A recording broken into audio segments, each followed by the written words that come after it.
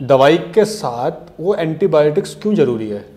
पहली बात तो ये बिल्कुल मिसकंसेप्शन है कि एंटीबायोटिक हमारी बॉडी के लिए ज़रूरी है। नॉट एट ऑल ज़रूरी है। ये एंटीबायोटिक खा लेते हैं तो हमें नोजिया हो सकता है क्योंकि अंदर बैलेंस ख़राब हो गया, हमें दस्त लग सकते हैं, हमें कॉन्स्टिपेशन हो सकता है, एंग्जाइटी हो सकती है, रेस्टलेसनेस हो सकती है और यहाँ पे छाले वाले पड़ जाते हैं। हाँ, मुंह में छाले, एनीमिया वगैरह हो सकती है। लॉन्ग रन में एंटीबायोटिक का तो और पता नहीं क्या क्या इफेक्ट हो जाएगा, जिसकी स्टडी अभी होनी बाकी है।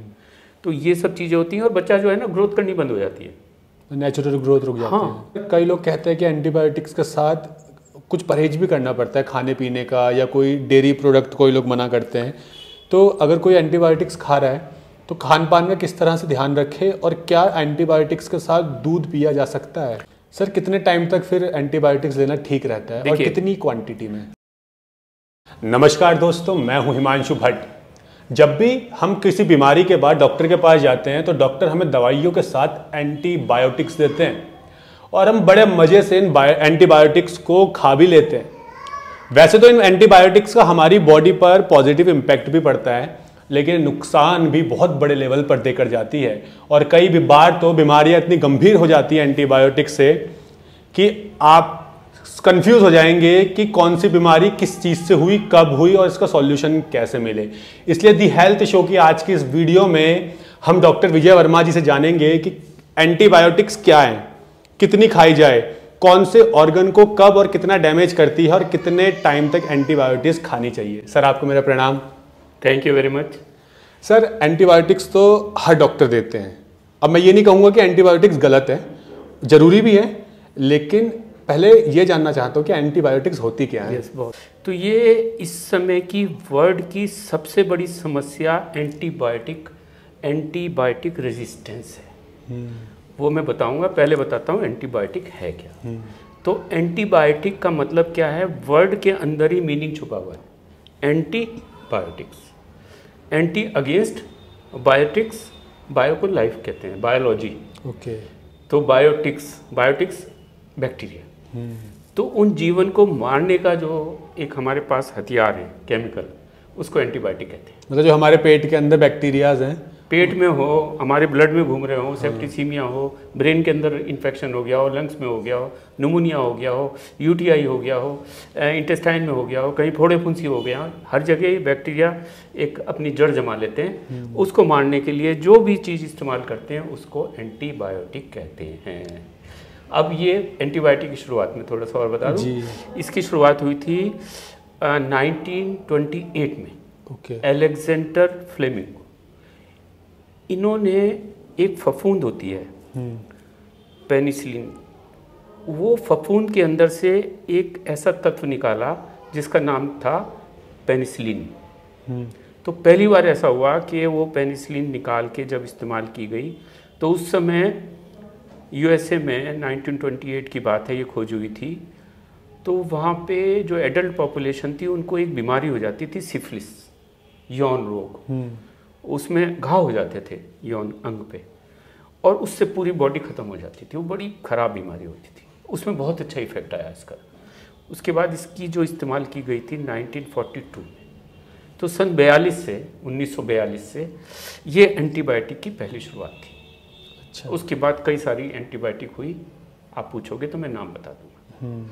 तो ये तो उसके बाद एम्पिसिलिन, क्लॉक्सासिलिन, पेनिसिलिन की हायर पेनिसिलिन, ये तो नेचर से निकलने वाली चीज़ थी। उसके बाद सिंथेटिक बनानी शुरू कर दी। एक के बाद फिर इरेथ्रोमाइसिन और क्लोरमफेनिकॉल, और टाइफाइड के लिए सल्फाडाइजिन, और अब तो पेप्रिसिलिन, और नई एंटीबायोटिक इतनी आ गई, बहुत हायर रेंज की आ गई, लेकिन वो इफेक्ट बहुत ख़राब करती है। तो सर, हमारी बॉडी के लिए ज़रूरी क्यों है, जब भी कोई बीमारी होती है दवाई के साथ वो एंटीबायोटिक्स क्यों ज़रूरी है? पहली बात तो ये बिल्कुल मिसकंसेप्शन है कि एंटीबायोटिक हमारी बॉडी के लिए ज़रूरी है। नॉट एट ऑल ज़रूरी है। क्योंकि जब हम कह रहे हैं कि ये बैक्टीरिया को ख़त्म करती हैं, लाइफ को ख़त्म करती हैं, तो उनको मारने से क्या हम ठीक हो जाएंगे? नहीं। तो हमें ये पता होना चाहिए कि ये जो बैक्टीरियाज हैं ये कहाँ होते हैं, हमारी बॉडी बनी कैसे है। अब मैं थोड़ा सा टाइम लूँगा कि बॉडी हमारी, ये ह्यूमन बॉडी जो हमें दिखाई दे रही है, इसके अंदर अगर हम देखें तो करीब 10 ट्रिलियन सेल्स हैं, 10.3 के आसपास जी। वो डिपेंड करता, बच्चा है तो कम होगी, बड़ा होगा। अब इस 10.3 ट्रिलियन सेल्स के अंदर जो बैक्टीरिया हैं मालूम है कितने होते हैं? नहीं। 100 to 200 ट्रिलियंस। अच्छा। एक अगर बैक्टीरिया है, एक अगर ह्यूमन सेल है, उसके पीछे 10 बैक्टीरिया हैं। हमारे ये जो देख रहे हैं बाल, इसके अंदर स्किन, यहाँ पर, यहाँ पर, यहाँ पर, यहाँ पर, मुंह में, इंटेस्टाइन में, इवन लंग्स में, पूरी स्किन पे, यूटी में बैक्टीरिया भरे पड़े हैं। मतलब मैं एक आदमी हूँ, लेकिन बैक्टीरिया मेरे आसपास 10 हैं। हाँ। 10 टाइम्स। अगर हमारे इंटेस्टाइन की बैक्टीरिया का वेट लेके तो कम से कम 1 किलो वेट होगा, 1 से 2 किलो। अच्छा। तो पूरा का पूरा ये सिस्टम, हम लाइफ के पूल में जी रहे हैं। हम अपने आप के, अपने शरीर को समझते हैं, ऐसा नहीं है। और वो 10 बैक्टीरिया मेरे एक सेल को जिंदा रखे हुए हैं। वो मेरे लिए एक लाइफ है। ये सरफेस पे देखोगे बहुत बैक्टीरिया मिल जाएंगे, यहाँ बैक्टीरिया मिल जाएंगे, यहाँ पे हवा में बैक्टीरिया मिल जाएंगे, पानी के अंदर मिल जाएंगे, ज़मीन के अंदर मिल जाएंगे। कहाँ नहीं है बैक्टीरिया? यहाँ पे कृष्ण भगवान आ जाते हैं कि मैं हर जगह हूँ, हाँ, सब भूतों में हूँ। वो भूत कौन है? हमें दिखाई दे रहे हैं कि ये भूत है, ये गाय है, भैंस है, भला है, ये है, जीवन है। लेकिन ये जो सूक्ष्म जीवन है, ये जो जीवाणु हैं, ये हमारे लिए क्या, पूरी प्रकृति, पूरी पृथ्वी के लिए बहुत महत्वपूर्ण है। इनके अंदर ये खाते हैं, इनके अंदर मेटाबॉलिज्म होता है, ये ऑक्सीजन लेते हैं, कार्बन डाइऑक्साइड निकालते हैं, कुछ किस तरह के इनके अंदर जीवन चलता है। तो इनका क्या कसूर है कि इनको मारा जाए? तो हम कैसे कहते हैं कि ये एंटीबायोटिक बहुत अच्छी है? हाँ, अब कहीं कहीं हमको एंटीबायोटिक की ज़रूरत पड़ती है। कहाँ वो पड़ती है सर? हाँ, जब इमरजेंसी सिचुएशंस में, जैसे किसी को निमोनिया हो गया, लोबर निमोनिया हो गया, सांस लेने में दिक्कत हो गई, अब या मेनिंजाइटिस हो गई, या कोई फोड़ा फुंसी भरता जा रहा है, ये भी तब होती है जब हमारी अंदर की इम्यूनिटी कम हो। लेकिन इम्यूनिटी अगर कम हो गई तो हमको उसको इम्यूनिटी को बढ़ाने का ट्रीटमेंट करना चाहिए, ना कि इनको मारने का ट्रीटमेंट करना चाहिए। उसमें हम कैसे कर सकते हैं कि भाई 1 दिन 2 दिन आप रुक जाओ, जल्दीबाजी मत करो, डॉक्टर को ज़रूर दिखा लो। अपने आप एंटीबायोटिक खरीद के केमिस्ट से खुद दवाई मत खाओ, ये एक बहुत इम्पॉर्टेंट बात है। उसके बाद अब जो इस्तेमाल हो रहा है पूरे वर्ल्ड के अंदर, आपने देखा कोरोना के अंदर इरिथ्रोमाइसिन खूब खाई गई, डॉक्सीसाइक्लिन, और दुनिया भर की एंटीबायोटिक दी गई। इस एंटीबायोटिक में क्या मिला? क्या कोरोना ठीक हो गया था? नहीं, सिवाय वेस्ट हुआ है। पूरे ग्लोबल पे इतनी भरमार हो गई है और वो एंटीबायोटिक के रेजिस्टेंट हो गई। आज वर्ल्ड हेल्थ ऑर्गेनाइजेशन ने एक वार्निंग जारी कर दी है कि आने वाले समय में जो एंटीबैक्टीरियल रेजिस्टेंस इतना ज़्यादा हो जाएगा, AMR कहते हैं उसको, कि एक छोटी सी फुंसी से भी आदमी मर जाएगा। क्योंकि हमारे पास अब बैक्टीरिया बचे ही नहीं, ये एंटीबायोटिक बची नहीं कि जो उसको मार ले। वो ऐसा क्यों हुआ कि जब इतनी ज़्यादा एंटीबायोटिक खाते हैं, आप किसी को मारने की कोशिश करते हो, तो प्रकृति ने उसको भी तो बचाने का एक वो सिस्टम दिया हुआ है जी। उसके अंदर भी एक म्यूटेशन हो जाता है, उसके अंदर रेजिस्टेंस पावर डेवलप हो जाती है। आप किसी को अगर ज़्यादा मारोगे तो उसके अंदर एक पावर है। इसका एग्जाम्पल बताऊँ क्या, बहुत बड़ा जी। हमारी पृथ्वी पे बहुत सारे लोग रहते हैं जी। एक समय हिटलर आया था और हिटलर ने जूस को मारने की पूरी कोशिश करी। आज जूस कितने पावरफुल हैं? अच्छा। इजराइल कितना पावरफुल जी। वो तो ख़त्म नहीं हुए, लेकिन आज इजराइल, सेम बैक्टीरिया हमारे अंदर है, हम उसको मारने की कोशिश करते हैं, एंटीबायोटिक्स देते हैं, लेकिन वो बैक्टीरिया जब रेजिस्टेंट हो जाते हैं, वो इतने पावरफुल हो जाते हैं कि थोड़ा सा नंबर वो हमें ख़त्म कर देते हैं। मतलब ये है कि हमारी बॉडी के अंदर जो बैक्टीरियाज हैं, जो हमारी बॉडी के लिए बहुत ज़रूरी है, ये एंटीबायोटिक्स उन बैक्टीरियाज को मार देती है। क्या है, इसको कहते हैं म्यूटेशन। जैसे आपने देखा कि कोरोना का इन्फेक्शन आया, फिर का म्यूटेशन हो गया जी, ये नहीं आ गया, दूसरी एक स्ट्रेन आ गया, ओमिक्रॉन आ गया, डेल्टा आ गया। ये क्या है? क्योंकि हमारे ये जो लाइफ है, एक ये नेचर का नियम है कि वो अपने आप को बचाने के लिए वो नए नए रूप धारण कर लेता है। जैसे कोई राक्षस होता है वो अपने नए रूप धारण कर लेता है जी। वो ये उसको मारा, वो रक्त बीज राक्षस था, उसने मारा, जहाँ बूंद गिरी वहाँ पे एक बन गया। बिल्कुल इसी तरह से ये हमारे बैक्टीरिया हमारे अंदर है, जिनको आप मारने की कोशिश करते हो वो एक नया रूप ले लेंगे। अब ये अलग प्रश्न उठता है कि भैया अब हमारे पास दो चीज़ें कि हम बैक्टीरिया को ख़त्म करें या बैक्टीरिया को बचा के रखें। तो ये प्रश्न उठेगा कि बैक्टीरिया होते क्या हैं जी। तो हमारे अंदर जितने बैक्टीरिया होते हैं उसमें दो तरह के बैक्टीरिया, एक पैथोजेनिक मतलब जो बीमारी को क्रिएट करते हैं, एक नॉन पैथोजेनिक जो आइडियल पड़े रहते हैं। इन दोनों का जो एक कॉम्बिनेशन है, एक इक्विलिब्रियम है, एक सिम्बियोसिस है, सहजीवन, आपस में मिलके वो रहते हैं। अब वो हमारी बॉडी के लिए इतने ज़रूरी हैं कि अभी जो सबसे बड़ी रिसर्च चल रही है वो खाली गट बैक्टीरिया के ऊपर चल रही है कि हमारी इंटेस्टाइन के अंदर जो गट के अंदर बैक्टीरिया हैं वो क्या काम करते हैं। और आपको जान के ताज्जुब होगा कि जब बच्चा पैदा होता है तो एक तरह का वो मांस का लोथड़ा होता है, उसके अंदर कोई बैक्टीरिया नहीं है क्योंकि माँ से आया। लेकिन जैसे ही उसने पहला सांस लिया, आपने यूँ किया, उसका टच हुआ, हवाई उसे सांस लेता है। जैसी सांस लेता है तो हवा के बैक्टीरिया अंदर जाते हैं, फिर वो दूध पीता है तो बन जाते हैं। तो पहला विटामिन बनता है विटामिन के। और कुछ बच्चों में विटामिन के नहीं होता तो उनके नाक से मुंह से ब्लड आना शुरू हो जाता है। तो मैं देखता था कि जैसे ही हमने विटामिन के का इंजेक्शन दिया वो एकदम से ब्लड रुक गया और 2 दिन के बाद में वो बीमारी खत्म।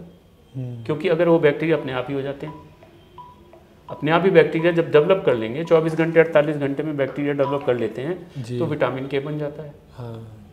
तो ये तो पहली शुरुआत हुई जीवन को बचाने के लिए, जो हमारे गट बैक्टीरिया हमें बचा रहे हैं, हमारी आने वाली पीढ़ी को बचा रहे हैं। उसके बाद जब बहुत सारे बैक्टीरिया धीरे धीरे 1 महीना 2 महीना 3 महीना, तो उसके अंदर की जो इम्यूनिटी होती है वो यही बैक्टीरिया बनाते हैं।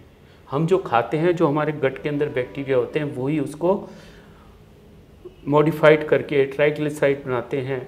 ये सारे विटामिन्स वो बैक्टीरिया बनाते हैं, विटामिन बी कॉम्प्लेक्स सारे बनाते हैं, B12 बनाते हैं, नियासिन बनाते हैं, बायोटिन बनाते हैं। उसके बाद एक सीरोटोनिन बनाते हैं। सीरोटोनिन हार्मोन क्या है? हमारे ब्रेन के अंदर 2 हार्मोन बड़े इंपॉर्टेंट है जी। 2 हार्मोन क्या कहेंगे उसको, न्यूरोट्रांसमीटर केमिकल जो है, डोपामाइन और सीरोटोनिन। तो आपने सुना हो ना, पार्किंसन में हो गया, हाँ जी, डिमेंशिया हो गया, हाथ पैर कांपने लगे तो डोपामाइन डिफिशिएंसी वगैरह से होता है। सीरोटोनिन जो है इसको हैप्पी हार्मोन भी कहते हैं, हैप्पी।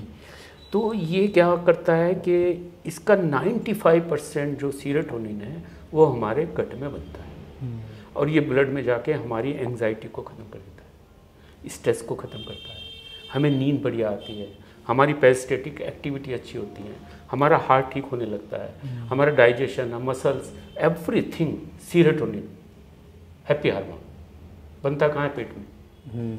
95% बाहर से नहीं आता। जैसे मैंने पिछली वीडियो में बताया कि कोलेस्ट्रॉल 95% हमारा अंदर ही बनता है, जो कि हमारे लिए बहुत ज़रूरी है। सेम चीज़ ये हो रहा है यहाँ पे। और इन्हीं बैक्टीरियाज को एंटीबायोटिक्स ख़त्म कर देती है, और फिर जो नए बैक्टीरियाज आते हैं उन पे एंटीबायोटिक्स का उतना असर नहीं पड़ता, इसलिए एंटीबायोटिक्स की डोज बढ़ा दी जाती है, फिर जो बैक्टीरिया वो मर जाते हैं। अब यही हो रहा है। क्या होता है कि दर्शकों से भी कह रहा हूँ, उनको भी अपना एक्सपीरियंस होगा कि बच्चे बीमार पड़ते हैं, हम लोग देखते हैं। तो जनरली क्या होता है, एंटीबायोटिक दे दिया आपने 3 दिन 4 दिन, 10 दिन बाद फिर वो आ गया, दूसरे डॉक्टर के पास चला गया, वो तीसरे के पास चला गया। हमने तो पढ़ाई समझे एक ही कर रखी है, चाहे अमेरिका का हो चाहे यहाँ हो। वो दूसरी एंटीबायोटिक लिख देगा, वो तीसरी लिख देगा। तो अधिकांश बच्चे या इनको बार इन्फेक्शन होता रहता है और वो एंटीबायोटिक खाते रहते हैं सालों सालों तक, हर 1 महीने में 2 महीने में। अब उसका इफेक्ट बॉडी पे क्या होता है, साइड इफेक्ट्स। मतलब कौन से ऑर्गन्स को डैमेज कर सकती है एंटीबायोटिक्स? तो सबसे बड़ा तो डैमेज यही है कि हमारा जो जीवन है, जो लाइफ का सोर्स है, जो बैक्टीरिया मेरी लाइफ है, मेरा 1 सेल तो ह्यूमन का है और 10 सेल बैक्टीरिया के हैं, जो इसने मुझे, तो मेरा सपोर्ट सिस्टम खत्म कर दिया उसने। तो जब हमारे क्या होता है, जब बैक्टीरिया ये एंटीबायोटिक खा लेते हैं तो हमें नोजिया हो सकता है, क्योंकि अंदर बैलेंस खराब हो गया, हमें दस्त लग सकते हैं, हमें कॉन्स्टिपेशन हो सकता है, एंग्जाइटी हो सकती है, रेस्टलेसनेस हो सकती है, और यहाँ पे छाले वाले पड़ जाते हैं, मुंह में छाले, एनीमिया वगैरह हो सकती है। लॉन्ग रन में एंटीबायोटिक का तो और पता नहीं क्या क्या इफेक्ट हो जाएगा और जिसकी स्टडी अभी होनी बाकी है। तो ये सब चीज़ें होती हैं और बच्चा जो है ना ग्रोथ करनी बंद हो जाती है, नेचुरल ग्रोथ रुक जाती है। हाँ, और फिर कैंसर वगैरह भी बन सकते हैं। अभी मैं तो नहीं कह सकता श्योरिटी से, लेकिन बहुत सारी चीज़ें, केमिकल जब भी कोई बॉडी में जाएगा तो वो हमें डिस्ट्रॉय करेगा ही करेगा। सर कितने टाइम तक फिर एंटीबायोटिक्स लेना ठीक रहता है और कितनी क्वांटिटी में? सबसे बड़ी बात यह है कि ये सब काम हमारा इंडिया में ज़्यादा हो रहा है क्योंकि यहाँ पे प्रिस्क्रिप्शन मेडिसिन को फॉलो नहीं करते। प्रिस्क्रिप्शन मेडिसिन, जैसे हम एक सर्टिफाइड चाइल्ड स्पेसिस्ट हैं तो मेरे को अधिकार है कि मैं एंटीबायोटिक लिखूँ, लेकिन वो केमिस्ट को तो नहीं है। हाँ, नहीं है। तो अधिकांश क्या होता है, वो जाके कहेंगे कि इसको पेट में दस्त लग रहे हैं, वो केमिस्ट ने उठा के दे देता। तो रिस्ट्रिक्शन नहीं है। तो ओवर द काउंटर मेडिसिन नहीं लेनी चाहिए। अपने आप से मत लो, डॉक्टर को आप दिखाओ जो सक्षम है, और वो जब एडवाइस करता है तो आप ज़रूर एंटीबायोटिक लो, लेकिन 3 दिन 4 दिन 5 दिन, और बार बार अगर रिपीटेड हो रहा है तो आप उसको बोलो डॉक्टर को कि सर ये बार बार इसको इन्फेक्शन हो रहा है, बार बार एंटीबायोटिक लेनी चाहिए, आप इसकी इम्यूनिटी बढ़ाने की चीज़ बताइए, बजाय इसको कि आप बैक्टीरिया को बढ़ाओ अंदर की। अभी प्रोबायोटिक आई गई हैं, लैक्टोबैसिलस वगैरह हैं, और बहुत सारी चीज़ें हैं जो हम मुँह से दे रहे हैं। और आपको जान के ताज्जुब होगा कि इस समय गट बैक्टीरिया पे इतनी रिसर्च होती हैं, और अमेरिका के अंदर वो अंदर की बैक्टीरिया बढ़ाने के लिए पता क्या करते हैं, किसी का अगर जॉन्डिस हो गया, लीवर ख़राब हो गया, दूसरे की लैट्रिन निकाल के और जो पेशेंट है उसके अंदर मुंह में डालते हैं। अच्छा, जिसे कहते हैं faecal transplantation. Can you believe it? अगर कोई मेरे से कहे कि तेरा लीवर खराब है, नाक में नली डाल के मैं दूसरे एक हेल्दी आदमी की लैट्रिन को घोल बना के इसमें डाल दूंगा और तुम ठीक हो जाओगे, मैं तैयार हो जाऊंगा? बिल्कुल नहीं। लेकिन वहाँ पे लोग कर रहे हैं। अच्छा। और हैरान मैं हूँ, आपको पता है कि जेपी हेल्थ पैराडाइज में डायरेक्टर हूँ, चाइल्ड स्पेसिस्ट हूँ, हमारी रिसर्च भी है, और हम लोग यहाँ पे बस्ती ट्रीटमेंट करते हैं। तो बस्ती ट्रीटमेंट क्या है कि उन्हीं बैक्टीरिया को बढ़ाने के लिए हम दवाई सीधे डायरेक्ट पेट में डालते हैं। वैसे के लोग लैट्रिन डालते हैं, लेकिन हमारे आयुर्वेद जो है ना, घी, तेल, मक्खन, शहद, दवाइयों का मिश्रण बना के लैट्रिन के रास्ते डालने की जो प्रक्रिया है, इतनी वैज्ञानिक तौर पर प्रक्रिया है, जिसमें मुझे एंटीबायोटिक तो देनी ही पड़ती। 98% नो एंटीबायोटिक। मतलब आप एंटीबायोटिक्स 98% नहीं देते? बिल्कुल नहीं, सिर्फ एक उसमें ट्यूबरकुलोसिस में एंटीबायोटिक देता हूँ, और कोई एंटीबायोटिक सब बंद, जबकि पीडियाट्रिक्स में सबसे ज़्यादा एंटीबायोटिक यूज़ करते हैं। हाँ। और वो क्या इलाज है? ये रहा। ओके। लैट्रिन के रास्ते पेट में डालना है, ये रही। और दवाइयाँ एक नहीं है, सैकड़ों तरह की हैं, किसको क्या देना है, इसको हम कैसे करते हैं, किसको क्या प्रॉब्लम है उसके हिसाब से। अब कोई भी दवाई हम ऐसे तो नहीं इस्तेमाल कर सकते। नहीं। ये मिनिस्ट्री ऑफ आयुष का जो एक पैरामीटर होता है, उसका हम एनालिसिस कराते हैं। ओके। जैसे हमें ये मेडिसिन इस्तेमाल करनी है, तो मेरे पास ये सर्टिफाइड मेडिसिन है कि दिस इज़ आयुष मेडिसिन, तो इसकी हम पूरी की पूरी हमारी एनालिसिस होगी। हाँ। कि इसमें कोई ख़राब चीज़ तो नहीं है, हम इसको डाल देंगे। हम सिखा भी देते हैं कैसे करना चाहिए, कैसे करना चाहिए, और बहुत आसान है, ज़रा सा इतना डाला, गुलगुली सी होगी बस। हाँ। लैट्रिन के रास्ते में। और सबसे बड़ी मज़ेदार बात यह है कि जहाँ पर जो रेक्टम है हमारा, जब सबसे ज़्यादा गंदगी बड़ी रहती है लैट्रिन, वहाँ पे हम घी, तेल, मक्खन डाल रहे हैं तो क्या नुकसान है? कोई भी नुकसान नहीं। तो जैसे ही ये जाएगी वहाँ पे अंदर, वहाँ के बैक्टीरिया ग्रो हो जाएंगे, माइंड से लेकर नीचे तक की बहुत सारी बीमारियाँ ठीक हो जाती, फीवर ऐसे गायब होते हैं। नेक्स्ट आप बनाएंगे फीवर पे बनाएंगे। जी हाँ, नेक्स्ट वीडियो फीवर पे बनाएंगे। सर अगर फिर भी एंटीबायोटिक्स बहुत लिखी जाती है आजकल, अगर फिर भी कोई इंसान अगर एंटीबायोटिक्स ले रहा है तो उसे एंटीबायोटिक्स लेते हुए किन बातों का ध्यान रखना चाहिए खास करके, और कितने दिन तक वो खा सकता है? देखो, ध्यान तो क्या रखेगा, एंटीबायोटिक खा ली उसने, उसको थोड़ा सा आराम लग गया, बैक्टीरिया मर गए थोड़े से। हाँ। और तो जो कोर्स है 4 दिन 5 दिन तो ले ले। हाँ। बीच में नहीं छोड़े कि एक गोली खा ली और फिर छोड़ दी, नहीं। आप 5 डेज कोर्स लो, जैसे डॉक्टर बताता है लो, ज़्यादा मत लो उसको। और ज़्यादा अगर होता है तो आप कंसल्ट करो, दूसरे से कंसल्ट करो, तीसरे से करो, उससे पूछो कि इस बार बार क्यों हो रही है। अब इसके लिए कल्चर सेंसिटिविटी कराते हैं। वो क्या होता है? कल्चर सेंसिटिविटी ऐसे होता है जैसे किसी को यूटीआई हो जाता है, यूरिनरी ट्रैक्ट इन्फेक्शन, महिलाओं में बहुत ज़्यादा होता है। तो उसकी यूरिन का निकाल के उसको कल्चर के अंदर उसको डालते हैं, और साथ में एक एंटीबायोटिक भी रखते हैं। तो जिस एंटीबायोटिक के से वो मार देता है कीटाणु को, उसको कहते हैं हाँ भाई ये सेंसिटिव है, ये दवाई काम करेगी। ओके।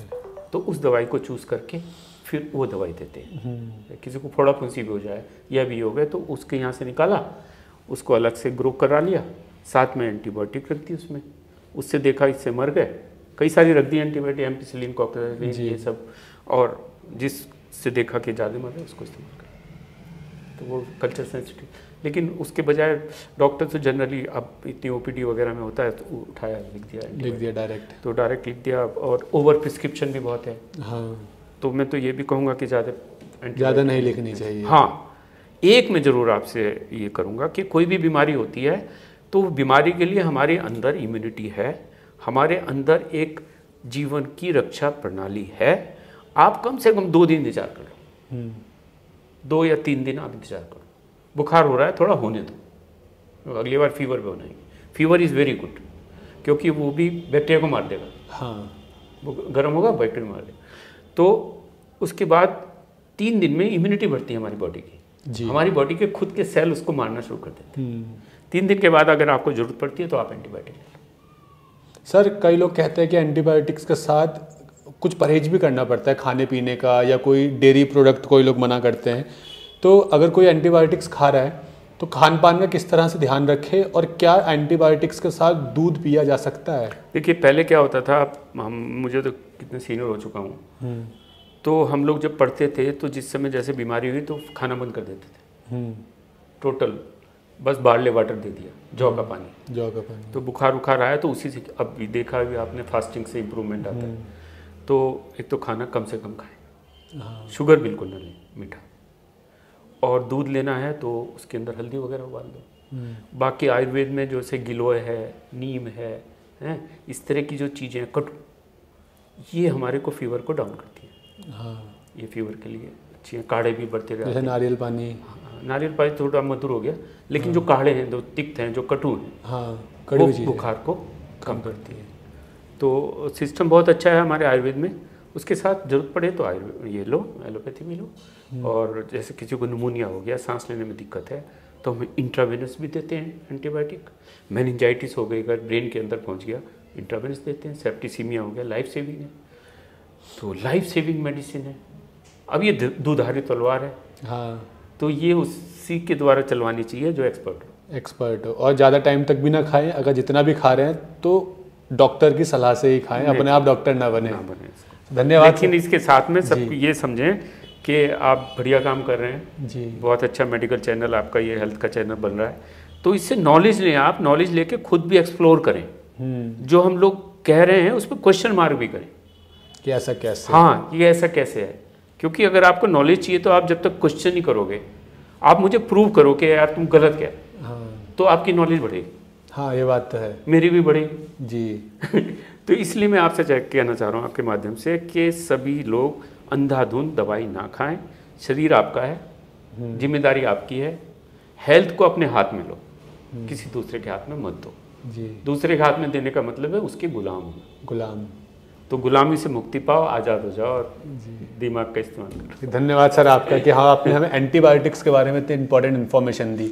तो उम्मीद करते हैं आपने काफ़ी कुछ जाना होगा, और जैसा सर ने कहा है कि देश तो आज़ाद हो गया और हमें दिमाग से भी आज़ाद होना है, और अपनी हेल्थ को भी अपनी चॉइस के अकॉर्डिंग स्वस्थ रखना है, और जिसने जो कह दिया हमें वो नहीं मानना है। तो इसलिए हम भी जो कह रहे हैं, आप अपने हिसाब से सर्च करके औरों से भी कंसल्ट करके जान सकते हैं कि हम भाई कितना सच कह रहे हैं, कितना गलत कह रहे हैं। लेकिन इस वीडियो से भी आपने काफ़ी कुछ जाना होगा एंटीबायोटिक्स के बारे में, जो आपको आपकी हेल्थ को इंप्रूव करने में मदद करेगा। जो भी आपके क्वेश्चंस है, जैसे सर ने कहा था कि क्वेश्चन मार्क लगाओ, तो जो भी आपके क्वेश्चन है आप कमेंट सेक्शन में पूछ सकते हैं। हम कोशिश करेंगे अलग अलग वीडियोज़ के माध्यम से आपको आंसर देने की, ताकि आप इलनेस से वेलनेस की तरफ बढ़ सके। धन्यवाद।